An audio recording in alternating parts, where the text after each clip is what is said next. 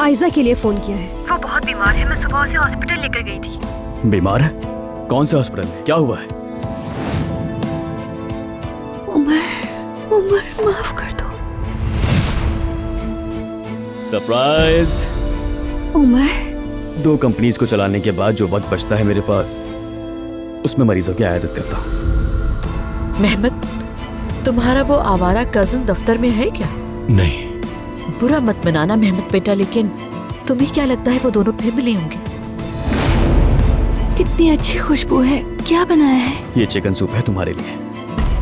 ये तो बहुत अच्छा बना है।